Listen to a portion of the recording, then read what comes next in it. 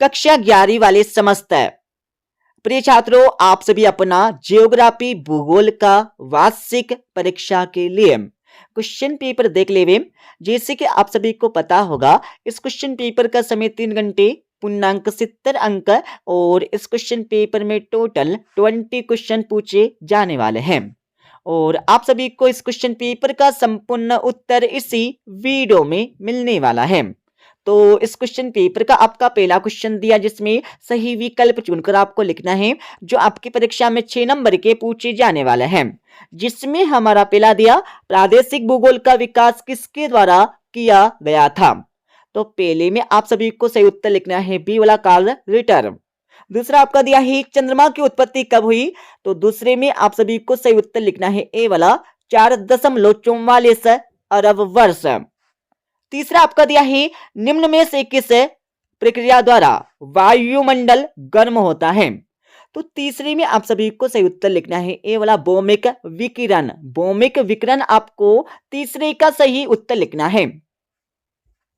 चौथा आपका दिया है महासागरों के सबसे गहरे भाग होते हैं, तो चौथे में आप सभी को सही उत्तर लिखना है सी वाला, महासागरीय गर्त।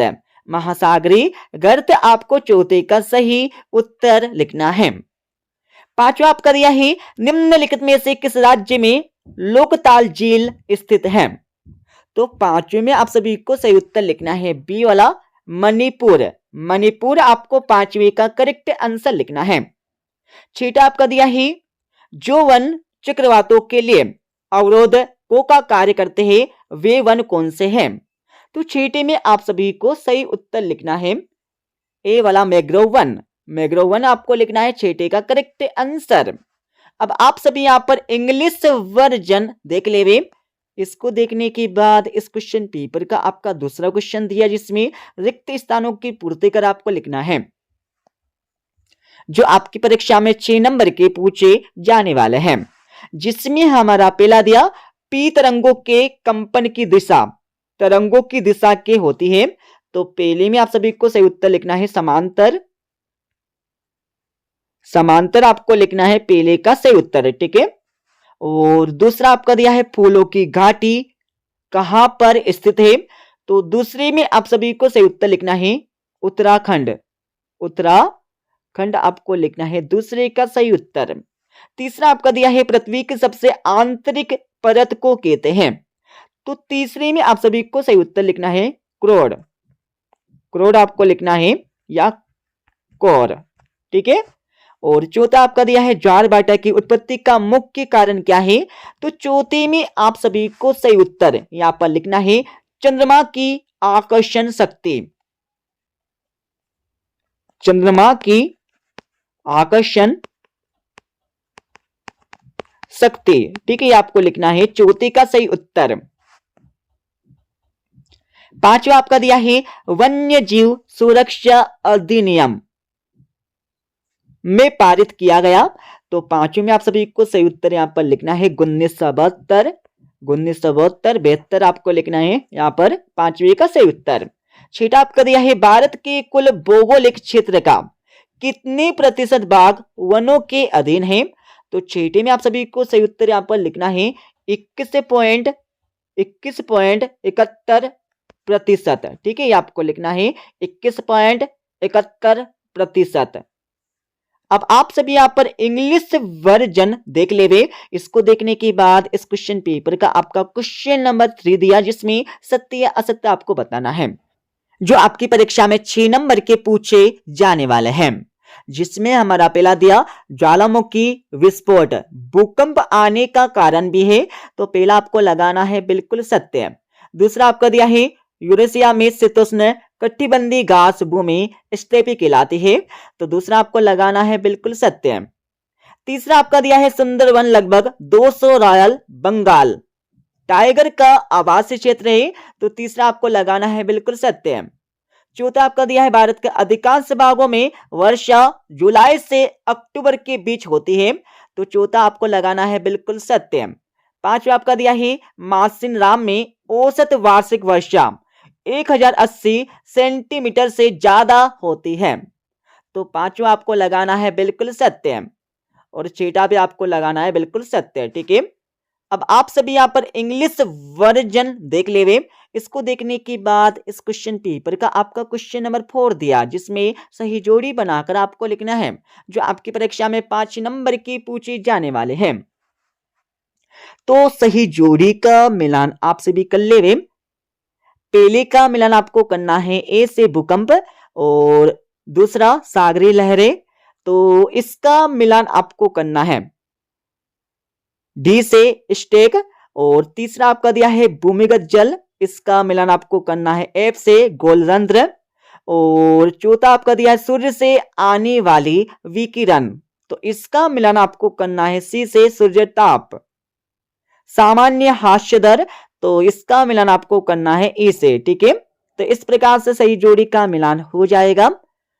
अब आप सभी यहां पर इंग्लिश वर्जन देख लेवे। इसको देखने के बाद इस क्वेश्चन पेपर का आपका क्वेश्चन नंबर 5 दिया, जिसमें एक शब्द या एक वाक्य में उत्तर आपको लिखना है, जो आपकी परीक्षा में 5 नंबर के पूछे जाने वाले हैं।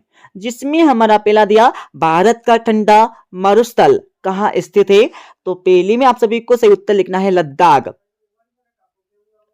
लद्दाख आपको लिखना है। ठीक है, पहले का सही उत्तर। दूसरा आपका दिया ही भारत और श्रीलंका को अलग करने वाली जल संधि का नाम क्या है, तो इसमें आपको लिखना है पाक जल संधि। पाक जल संधि आपको लिखना है, दूसरे का करेक्ट आंसर। ओके, और तीसरा आपका दिया है पृथ्वी का व्यास कितना है, तो तीसरे में आप सभी को सही उत्तर लिखना है 12,742 किलोमीटर। ठीक है, 12,742 किलोमीटर।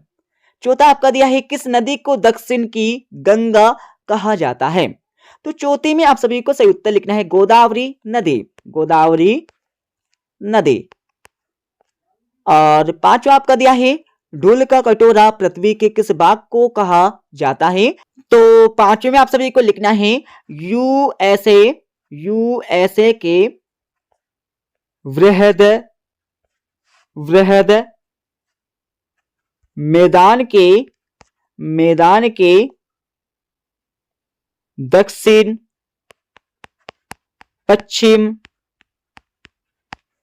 भाग को। ठीक है, ये आपको लिखना है यूएसए के वृहद मैदान के दक्षिण पश्चिम भाग को धूल का कटोरा कहा जाता है। ठीक है, अब आप सभी यहां पर इंग्लिश वर्जन देख लेवे। इसको देखने के बाद इस क्वेश्चन पेपर का आपका क्वेश्चन नंबर 6 दिया, जो आपकी परीक्षा में 2 नंबर का आने वाला है। आप सभी को क्वेश्चन नंबर 6 से लेकर 20 तक के प्रश्नों के उत्तर मिल जाएंगे इस वीडियो के अंत में। छठे क्वेश्चन में आप सभी को मानव भूगोल की किन्हीं 2 शाखाओं के नाम आपको लिखना है, और 8वीं वाले क्वेश्चन में आप सभी को भूगोल की परिभाषा आपको परीक्षा में लिखना है। 7वें क्वेश्चन में आप सभी को समदाब रेखाएं किसे कहते हैं, इसके बारे में आपको लिखना है, और 8वीं वाले क्वेश्चन में आप सभी को तापमान का व्युत्क्रमण किसे कहते हैं, इसके बारे में आपको लिखना है। 8वें क्वेश्चन में आप सभी को आनुवांशिक जैव विविधता को समझाकर आपको परीक्षा में लिखना है। 8वीं वाले क्वेश्चन में आपको जैव विविधता क्या है, इसके बारे में आपको लिखना है। 9वें क्वेश्चन में आप सभी को भारत के पड़ोसी देशों के नाम आपको लिखना है, और इसके 8वीं वाले क्वेश्चन में आप सभी को भारत की लंबी तटरेखा के क्या प्रभाव है, प्रभाव आपको परीक्षा में लिखना है। 10वें क्वेश्चन में आप सभी को भारत के पश्चिमी तटीय मैदान पर कोई डेल्टा क्यों नहीं है, इसके बारे में आपको लिखना है, और इसके 8वीं वाले क्वेश्चन में आप सभी को भारत को कितने भूवैज्ञानिक खंडों में विभाजित किया गया है, उनके नाम आपको लिखना है। 11वें क्वेश्चन में आप सभी को डेल्टा और जार में अंतर बताकर आपको लिखना है कोई 2, और 8वें क्वेश्चन में आप सभी को नमामि गंगे परियोजना क्या है, इसके बारे में आपको लिखना है। 12वें क्वेश्चन में आप सभी को सुंदरवन जीवमंडल निश्चय को समझाकर आपको लिखना है, और इसके 8वीं वाले क्वेश्चन में आप सभी को भारत की जलवायु को प्रभावित करने वाले कारकों के नाम आपको लिखना है। 13वें क्वेश्चन में आप सभी को चक्रवात और प्रति चक्रवात में अंतर बताकर लिखना है कोई 3, और 8वीं वाले क्वेश्चन में आप सभी को तापमान के वितरण को नियंत्रित करने वाले कारकों का वर्णन करना है कोई 3। 14वें क्वेश्चन में आप सभी को ज्वारभाटा का महत्व समझाकर आपको लिखना है और अथवा क्वेश्चन आपका दिया है पलटेवे। 15वें क्वेश्चन में आप सभी को हिमालय व प्रायद्वीपीय नदियों में किन्हीं 3 बिंदुओं पर अंतर बताकर आपको लिखना है और अथवा क्वेश्चन आपका दिया है भू आकृतियों के आधार पर हिमालय को कितने भागों में बांटा गया है, किसी एक का वर्णन करके आपको लिखना है। 16वें क्वेश्चन में आप सभी को बाढ़ किसे कहते हैं, बाढ़ को नियंत्रित करने के उपाय आपको बताना है। 8वें क्वेश्चन में आप सभी को भूकंप किसे कहते हैं, भारत को कितने भूकंपी क्षेत्रों में बांटा गया है, इसके बारे में आपको लिखना है। 17वें क्वेश्चन में आप सभी को वेग नर के महाद्वीपीय विस्थापन सिद्धांत के पक्ष में दिए गए प्रमाणों का वर्णन करके आपको लिखना है और 8वें क्वेश्चन में आप सभी को बिग बैंग सिद्धांत का वर्णन करके आपको लिखना है। 18वें क्वेश्चन में आप सभी को पवन के निषेध से बनने वाली स्थलाकृतियां का सचित्र वर्णन करके आपको लिखना है और अथवा क्वेश्चन आपका दिया है पलटेवे। 19वें क्वेश्चन में आप सभी को तराई और भाबर क्षेत्र में कुछ 4 अंतर बताकर आपको लिखना है और 8वें क्वेश्चन में आप सभी को पश्चिमी तटीय मैदान एवं पूर्वी तटीय मैदान में कोई 4 अंतर बताकर आपको लिखना है। 20वें क्वेश्चन में भारत के सीमाकार मानचित्र में इन सभी को दर्शाकर आपको लिखना है, ठीक है। और इसके 8वें वाले क्वेश्चन में आप सभी को भारत के सीमाकार मानचित्र में कर्क रेखा, कंचनजंगा, मालाबार तट, नर्मदा नदी, चिल्का झील, इन सभी को दर्शाकर लिखना है। तो आपको परीक्षा में पेपर के साथ में भारत का मानचित्र इस प्रकार से मिलने वाला है, जिसमें जो ऊपर दिए हैं क्वेश्चन में उन सभी को यहाँ पर दर्शाकर लिखना है। अब मैं आप सभी को इस क्वेश्चन पेपर का संपूर्ण उत्तर बता देता हूं। अब आप सभी इस क्वेश्चन पेपर का संपूर्ण उत्तर यहां से देख लेवे। तो ये आपका क्वेश्चन नंबर 6 का फर्स्ट का आंसर दिया है पलटेवे और इसके और वाले क्वेश्चन का आंसर भी आपको यहां से मिल जाएगा। क्वेश्चन नंबर 7 के आंसर भी आपको यहां से मिल जाएंगे अथवा सहित। 7 के बाद थोड़ा आगे चलेंगे तो आप सभी को क्वेश्चन नंबर 8 के आंसर भी यहां से आपको मिल जाएंगे अथवा सहित, ठीक है। थोड़ा आगे चलेंगे तो आप सभी को क्वेश्चन नंबर 9 के आंसर भी आपको मिल जाएंगे, जिसमें भारत के पड़ोसी देशों के नाम आपको परीक्षा में लिखना है और 8वें वाले क्वेश्चन का आंसर भी आपको यहाँ से मिल जाएगा। थोड़ा आगे चलेंगे तो आप सभी को क्वेश्चन नंबर 10 के आंसर आपको यहाँ से मिल जाएंगे फर्स्ट और इसके 8वें के, ठीक है।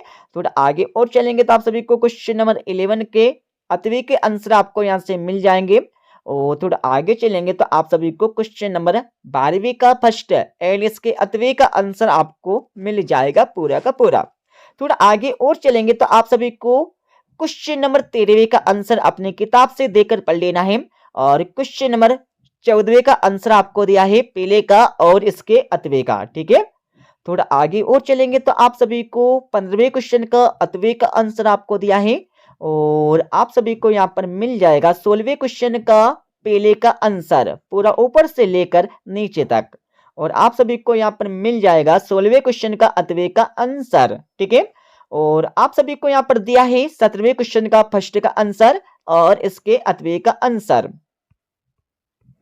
थोड़ा आगे चलेंगे तो आप सभी को यहाँ पर 18वें क्वेश्चन का फर्स्ट एंड इसके 8वें का आंसर आपको मिल जाएगा और 19वें क्वेश्चन का आंसर आपको अपनी किताब से देखकर पढ़ना है और 20वें क्वेश्चन का आंसर भी आपको अपनी किताब से देखकर भारत के मानचित्र में जो क्वेश्चन में दिए गए थे उनको दर्शाकर लिखना है, ठीक है। तो इस प्रकार से हमने आप सभी को इस क्वेश्चन पेपर का A to Z सॉल्यूशन बता दिया है, ठीक है। मिलते हैं अगले वीडियो में।